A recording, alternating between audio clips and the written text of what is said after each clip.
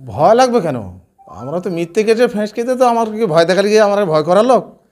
হুমকি তো সেই আজ থেকে 4 বছর আগে থেকে দিচ্ছে, হুমকি দিয়ে দোয়াতে পেরেছে আমাদের। বলবেন আপনার পাশে যে মুরব্বী দাঁড়িয়ে আছে 51 দিন জেল খেটে বাড়ি আসার পরে শওকত মোল্লা তিনি বলেছিলেন যে জেলে পচিয়ে মারবে, তারপরে আজকে জামিন পেয়ে বাড়ি আসলো, আপনারা সাক্ষাৎ করতে আসলেন, কি বলবেন, কি অনুভব চালু করলেন?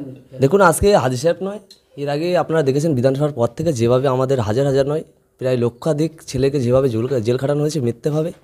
আজকে হাজি সাহেব নয়, হাজি সাহেবের সঙ্গে আরও 4 জন ছিল।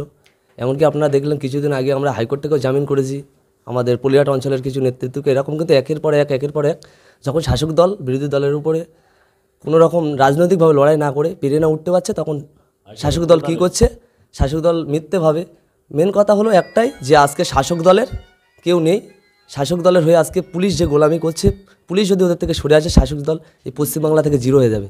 পুলিশ আজকে যেভাবে বিশেষ করে যারা যেখানে যে বিরোধী দল আছে তাদের উপরে যে অত্যাচার নামাচ্ছে, পুলিশে নামাচ্ছে, আর শাসক দল পুলিশদের দিয়ে করাচ্ছে।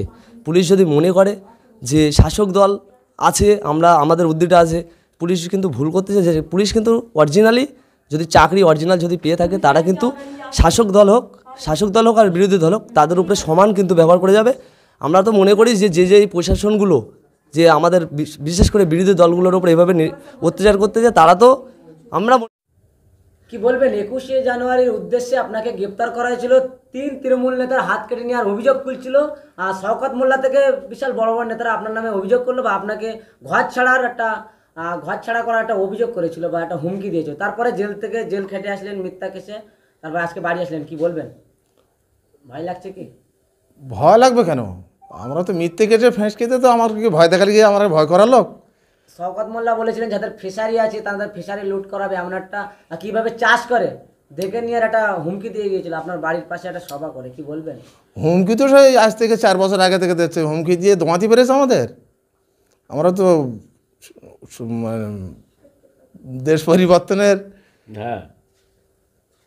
জন্য লড়াই তুলে বেশি। এই যে হুমকি, শওকত মোল্লার মতন জানি বুলডোজার দিয়ে ঘর ভাঙার নিদান দিয়েছিল, তিনি এসে হুমকি দিয়ে গেছে আপনার বাড়ির পাশে, তারপরে জেল থেকে জামিন পেলেন, আর ভয় লাগছে না? না না, ভয় লাগবে না আমাদের। লড়াই জারি থাকবে আইএসএফের পক্ষে? লড়াই জারি থাকবে আইএসএফের।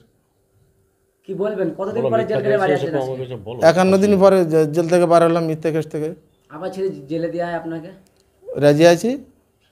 কি বলবেন, সাধারণ মানুষের জন্য কি বার্তা দেবেন যে এই মিথ্যা কেস দিয়ে আপনাকে যে কিছুদিন দমিয়ে রেখেছিল, ভয় কি লাগছিল জেলে যখন ছিলেন? আইএসএফের কোনো দিন দমাতে পারবে না মিথ্যে কেস দিয়ে, আমাদের লড়াই জারি থাকবে। একদম।